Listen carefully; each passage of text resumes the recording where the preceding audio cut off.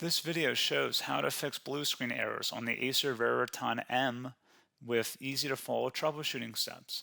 Learn how to resolve Windows crashes and improve system reliability. So while you're performing updates, you're getting an IRQR not less or equal message, K-mode exception not handled, kernel data in-page error. A lot of errors pertain to this problem, and we're going to go ahead and jump into what should hopefully be a pretty straightforward process, guys.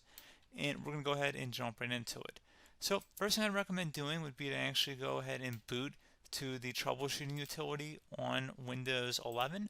So if you do a hard power off 3 times in a row, Windows should automatically attempt to launch the startup prepare utility. And if it doesn't find anything, it will give you the option to select advanced settings, in which case it will take you to a screen that looks like this. Now, if it does not take you to a screen that looks like this, or you're unable to get to that, you can also download the Windows 10 Media Creation Utility, or Windows 11. They probably will make a creation utility for Windows 11 at some point. And it doesn't really matter, you can actually run the Windows 10 utility on Windows 11 as far as I'm aware. And you should be able to run the troubleshooting utilities built in within it. So you just would go ahead and download it to an ISO file and then burn it to a DVD or USB. It'd have to be about 4 gigabytes or more. It couldn't be a small USB flash drive, and it couldn't be a CD. It'd have to be a DVD. And then you boot your computer from it. So depending on the computer manufacturer, you'd have to tap a different key on your keyboard in order to launch that menu, in order to select what boot drive you want to go off of. So it could be anything between the escape key, F2, F8, F12, for example. And those are the function keys on the top of your keyboard. So you may have to just do a little bit of trial and error. Shouldn't take you more than a couple minutes. Googling it would probably be best before you even begin. But anyway, we're ready to go ahead and jump right into it. So we're on the choose an option page. So these will look very similar whether you're booting from it directly within Windows itself, or if you're plugged in a USB flash drive with the media creation utility installed and you selected the recovery option. So when you are setting up your Windows 11 installation or Windows 10, depending on the drive you're using, there should be an option to repair your computer in the bottom left corner of the dialog window, one of the first screens that comes up. You go ahead and select that, and then it would take you to a troubleshooting screen like you see here. And you want to go ahead and select troubleshoot, reset your PC, or see advanced options. And then there are going to be a whole bunch of options in here that we're going to explore in today's video. The first one, we're going to actually go underneath advanced options and then select startup prepare, fix problems that keep Windows from loading. So go ahead and select that first.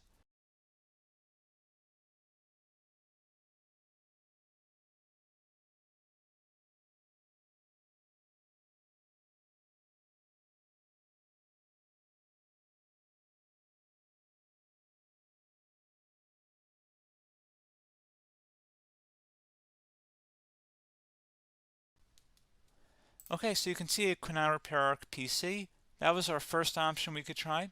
Something else, if we go back into advanced options here and then select troubleshoot, we're going to go underneath advanced options again.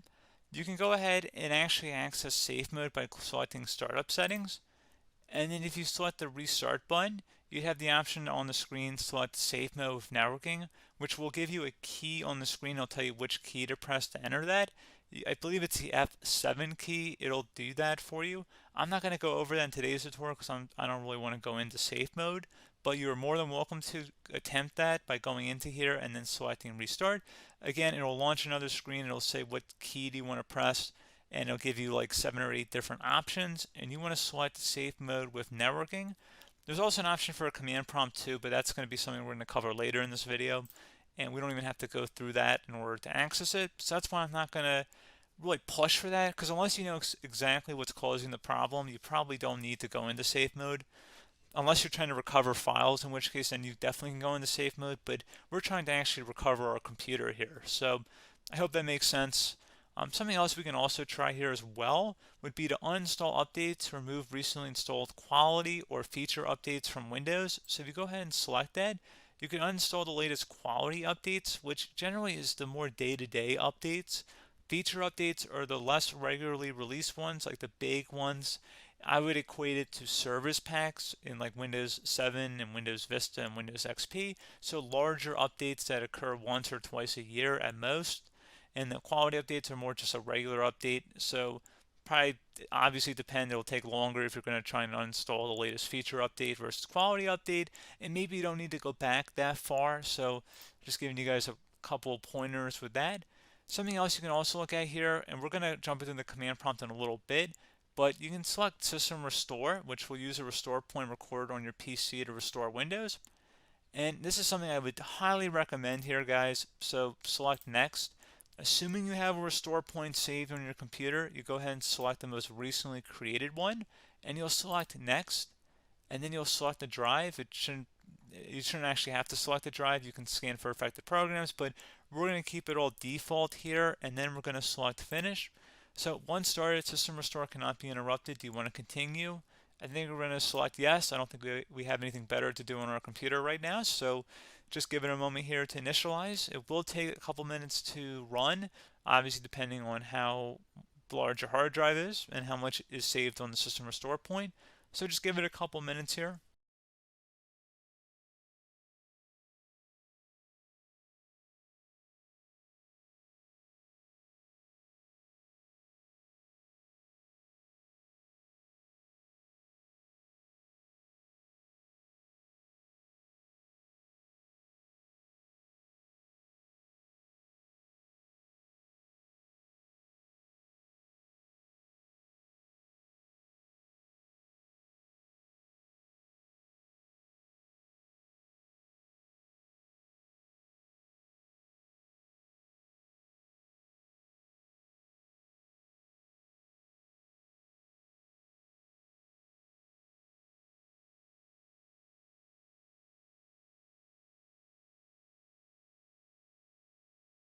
Okay, so you can see System Restore completed successfully.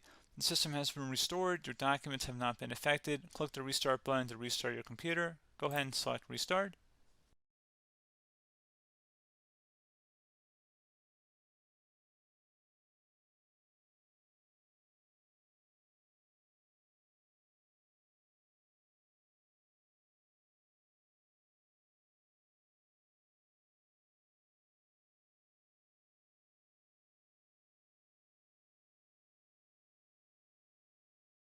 Okay, so you can see the system has been restored successfully. We're going to go over a couple different methods in addition to that if that did not work. So I'm just going to pause the video and we're going to start back on the recovery screen that we started with. Okay, so a couple other things we can try here too. If you go back into troubleshoot, you can select reset your PC, while you choose to keep or remove your personal files and then reinstalls Windows. You can select to keep my files, which will remove apps and settings but keeps your personal files. You can also select remove everything, which will remove all of your personal files, apps, and settings. So this is more of a factory reset, the second option here. First option, it should not delete all of your personal files. However, it will pretty much clear most of your programs. And keep in mind, there's no guarantee that your information, number one, is even still available and easily recoverable on your computer to the point that you actually would be able to recover anything. And the second point is that there's always a chance that it won't actually recover and it will just do a factory reset anyway. So there's no guarantee that actually would keep your files anyway. So I would recommend trying to get a recovery tool and backing that up first before selecting it anyway. But again, those are a couple of different options. And then something else you can try here if you go back to the choose an option. Another option, if you go underneath choose an option and select troubleshoot, advanced options, and now select where it says command prompt. Okay, so the first thing we should do is type our main hard drive here. In most cases, it should be the C drive. So you just do a C colon and then hit enter on your keyboard. So once you're underneath the C drive, we're going to type in dir and then hit enter on your keyboard. It should have program files, users, and Windows all in there. That's how you know you're in the right directory.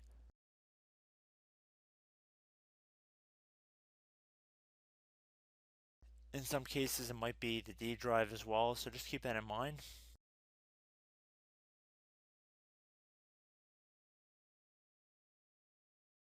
Next thing we're going to do is type in cd space / Windows / system 32 / config,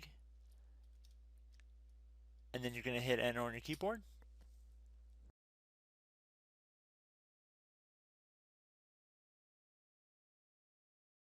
So now you're going to type md space backup. If you've seen other tutorials, it might also say to put down MD backup. That's because the backup name is pretty common when you want to back something up. So you can name this whatever you want, doesn't have to be backup. So if you've already made a backup folder in the past, you could do backup 1, for example. So once you're done setting the name you want the backup to be called, hit enter on your keyboard again.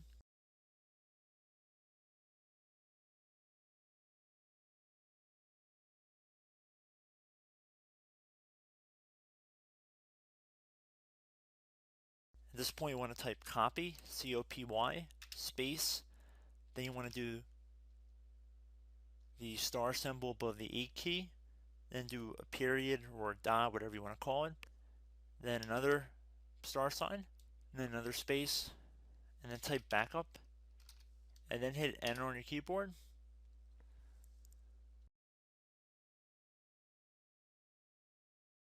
Now you want to type CD reg back, R-E-G-B-A-C-K, and then hit enter on your keyboard. So now that we are under the reg back, so now you want to type dir again, and then hit enter.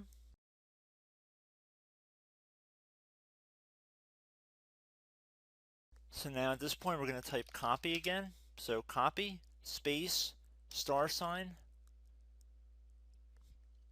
dot, another star sign, space, and then 2 dots. So we're going to type copy, space, star sign, dot, sign, star sign, dot, dot, and then hit enter on your keyboard again. So for overwrite, you want to overwrite all. So type A on your keyboard, so capital A, and then hit enter on your keyboard.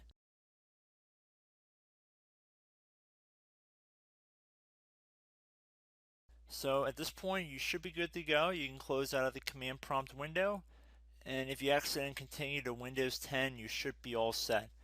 So I hope one of these 3 or 4 different methods we went through in this tutorial helped you guys out.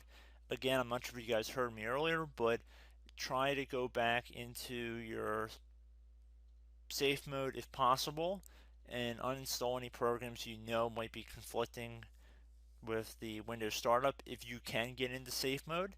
So just keep that in mind. Something very simple like that could be blocking up everything. So again, I hope this tutorial helped you guys out, and I will catch you in the next tutorial. Goodbye.